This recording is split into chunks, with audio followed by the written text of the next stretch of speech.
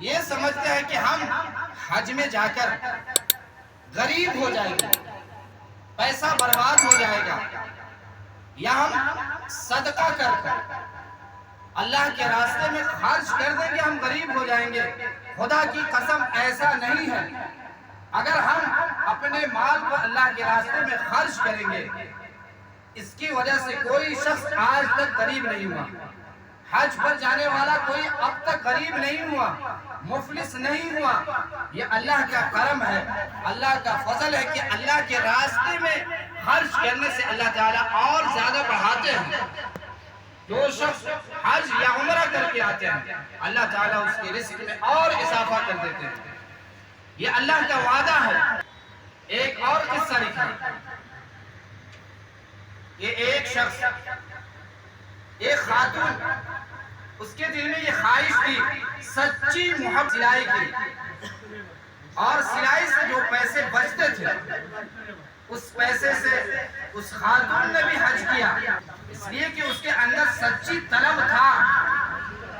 اللہ تعالیٰ ہر شخص کو قبول نہیں کرتے، اللہ تعالیٰ دل کو تب اللہ تعالیٰ قبول کرتے ہیں اگر ہمارے اندر وہ سچی محبت ہوگی۔ آج لوگ 1 کروڑ 2 کروڑ کے گھر میں رہتے ہیں، لیکن اللہ نے توفیق نہیں دیا، کبھی حج نہیں دیے، 30 لاکھ 25 لاکھ کی گاڑی میں چلتے ہیں، لیکن اللہ نے توفیق نہیں دیا، وہ حج پر نہیں گئے۔ یہ اس لیے کہ یہ توفیق کی بات ہے۔ اللہ تعالیٰ اگر ہم یہ سمجھے کہ ہم نماز نہیں پڑھیں گے، روزہ نہیں رکھیں گے، بلکہ یہ اللہ نے اپنے طرف سے، اللہ نے آپ کے اندر سے ہدایت کو چھین لیا۔ یہ سمجھے کہ اللہ نے توفیق نہیں دے رہا، ہم یہ نہ سمجھے کہ ہم اپنے من سے نہیں پڑھ رہے ہیں، بلکہ اللہ نے سجدے کی توفیق چھین لی، تب اللہ تعالیٰ ہمیں ہدایت نہیں دے رہے۔ یا ہر شخص کا مال اللہ کے راستے میں نہیں لگتا، تو یہ سمجھے کہ اللہ نے ہمارے لیے یہ پیسہ بلکہ وبال کا ذریعہ بنا دیا۔ جو مال اللہ کے راستے میں لگ جائے وہی مال ہمارے لیے نفع ہے، وہی فائدہ مند ہے۔ دنیا میں اگر کوئی شخص بیاہ شادی میں خرچ کرتا ہے وہ غریب ہو جاتا ہے، وہ قرض کے تلے دب جاتا ہے، لیکن حج پر جانے والا کبھی غریب نہیں ہوتا۔ اسی طرح ایک اور قصہ لکھا ہوا کہ ایک نوجوان پروفیسر تھا، وہ دہری قسم کا تھا، اس کو اللہ اور اس کے رسول پر یقین نہیں تھا۔ اس کا ایک بھائی امریکہ میں رہتا تھا، اس نے کہا کہ تم امی کے ساتھ عمرہ پر چلے جاؤ۔ اس شخص نے کہا کہ ہمارا دل نہیں چاہتا کہ ہم وہاں جائیں، وہ کوئی گھومنے کی جگہ ہے، گھومنے کی جگہ آسٹریلیا ہے، امریکہ ہے، یورپ ہے، ہمارا دل نہیں چاہتا کہ ہم وہاں جائیں۔ لیکن بھائی نے اصرار کیا کہ تم چلے جاؤ، ماں اکیلی ہے۔ اس کے اندر چاہت ہی نہیں تھی، لیکن کہنے سننے پر اس نے کہا کہ بھائی جب خرچہ اٹھا رہا تو ہمیں جانے میں کیا ہے، چلے جائے۔ جب اس شخص نے یہاں سے سفر کر کے جدہ پہنچا تو اللہ تعالیٰ نے اس کے سارے بدن کو معاف کر دیا، اس کا ہر بدن کام نہیں کر رہا تھا۔ وہ شخص جدہ سے ڈائریکٹ اسپتال میں چلا گیا، اور ماں ادھر عمرہ کے لیے چلی گئی۔ مکہ میں 8 دن رہی اور یہ شخص ہاسپٹل میں تھا۔ جب ماں 8 دن وہاں کے ارکان پورے کر کے بچے کو بھی دیکھنے آتی تھی، اب وہاں سے مدینہ جانا تھا، پھر بھی وہ ہاسپٹل میں پڑا ہوا، اور وہاں سے وہ اس کی ماں مدینہ بھی چلی گئی اور سارے عمرہ مکمل کر کے گھر واپس ہوئی، اور وہ شخص بھی واپس چلا آیا۔ دیکھیے اللہ نے انہیں توفیق نہیں دیا، جس کے دل میں تڑپ نہ ہو اللہ تعالیٰ ایسے شخص کو توفیق نہیں دیتے. اللہ تعالیٰ سعودی میں بلا کر عمرہ سے حج سے محروم کر دیا. اگر طلب ہو تڑپ ہو تب اللہ تعالیٰ ایسے شخص کو قبول کر لے. ایسا ہی ایک شخص اور تھا حیدرآباد کا. انہوں نے جانے سے پہلے طبیعت خراب ہو گئی. کسی ڈاکٹر کے پاس گئے. انہوں نے کہا کہ تم تو حج پر جا رہے ہو. اس شخص نے کہا ہاں حج پہ تو جا رہی لیکن دل نہیں جا رہا. یہ کوئی گھومنے کی جگہ نہیں, پیسہ برباد ہوا. لوگ دباؤ دے رہے ہیں اس لیے جا رہا. وہ شخص حج پر چلا گیا لیکن اللہ تعالیٰ نے اس کو قبول نہیں کیا. جب وہاں سے مکہ کے قریب پہنچنے والا تھا اس شخص کے اندر ہیبت طاری ہو گئی. ہاتھ پیر سب ہیبت کی وجہ سے کانپنے لگا.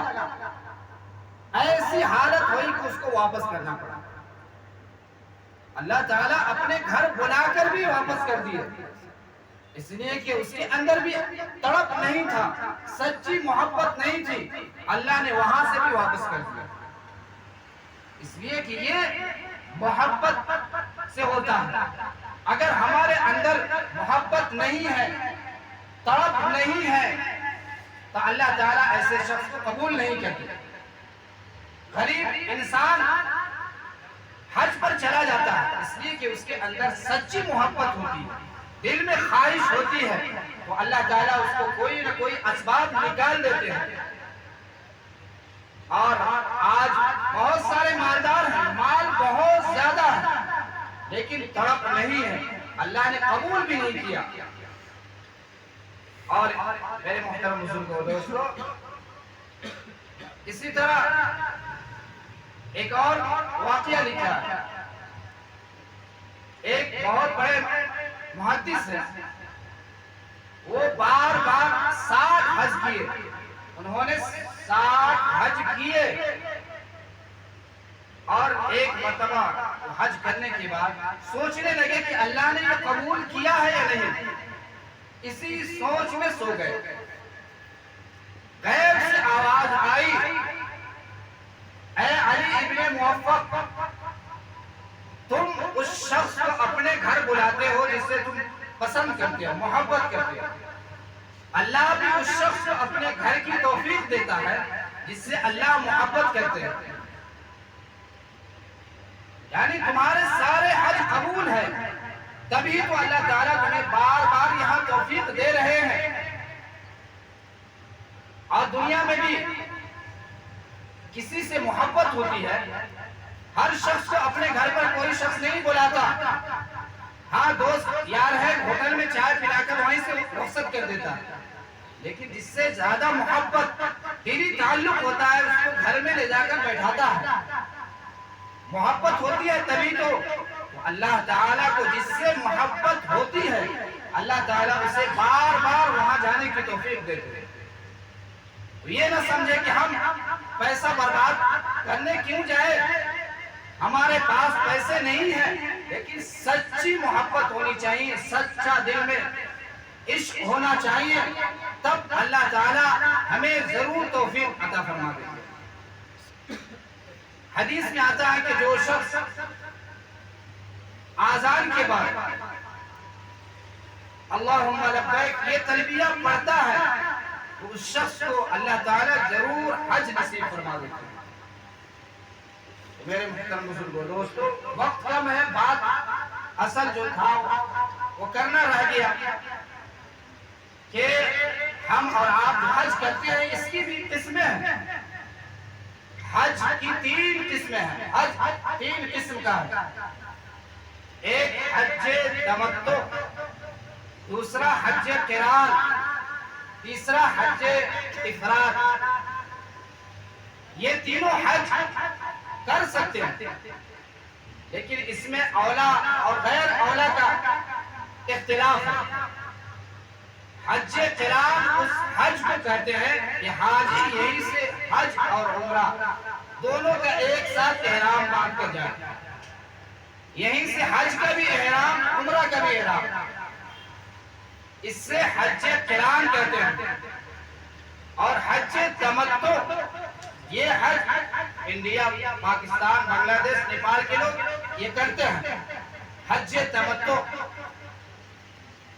اس میں یہ ہوتا ہے کہ یہاں سے صرف عمرہ کا احرام باندھ کر جاتے ہیں، عمرہ کرنے کے بعد احرام کھول دیتے ہیں۔ جب 8ویں ذی الحجہ شروع ہوتا ہے اس وقت پھر حج کا احرام باندھتے ہیں۔ یہ ہے حج تمتع۔ اور حج افراد صرف حج کا احرام باندھنا، اس میں صرف حج کا احرام باندھا جاتا ہے۔ تو اس میں اولا اور غیر اولا کا اختلاف ہے۔ حضرت امام ابو حنیفہ رحمۃ اللہ علیہ کہتے ہیں کہ حج قران کرنا افضل ہے۔ سب ائمہ کا اپنا اپنا دلائل ہے۔ حضرت امام ابو حنیفہ رحمۃ اللہ علیہ کہتے ہیں کہ حج قران یعنی ایک ساتھ حج اور عمرہ دونوں کا احرام باندھے۔ حضرت امام احمد ابن حنبل رحمۃ اللہ علیہ کہتے ہیں کہ حج تمتع کرنا افضل ہے، یعنی صرف عمرہ کا احرام باندھے، پھر احرام کھول دے، پھر حج کا جب زمانہ شروع ہو تو پھر احرام باندھے۔ امام شافعی رحمۃ اللہ علیہ کہتے ہیں کہ حج افراد صرف حج کا احرام باندھ کر یہاں سے جائے، اس میں عمرہ نہ کرے۔ سب کی اپنی اپنی دلیل ہے۔ امام ابو حنیفہ رحمۃ اللہ علیہ کہتے ہیں کہ حج تمتع اس لیے افضل ہے کہ اللہ کے نبی صلی اللہ علیہ وسلم نے حج تمتع کیا ہے، اس لیے حج تمتع افضل ہے۔ امام احمد ابن حنبل رحمۃ اللہ علیہ نے کہا کہ حج تمتع امام احمد ابن حنبل کا قول ہے، امام ابو حنیفہ کا قران ہے۔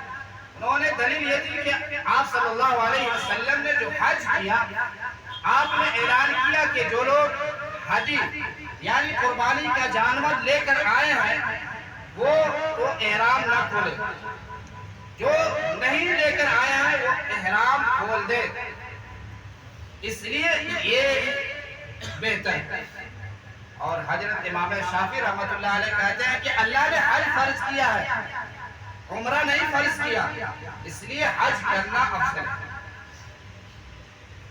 تو میرے محترم بزرگوں دوستو، ہم اور آپ بھی سچی نیت رکھیں۔ سچی اگر نیت ہوگی تو اللہ تعالیٰ ضرور حج نصیب فرمائے گے۔ اللہ تعالیٰ کہنے سے زیادہ عمل کی توفیق عطا فرمائے۔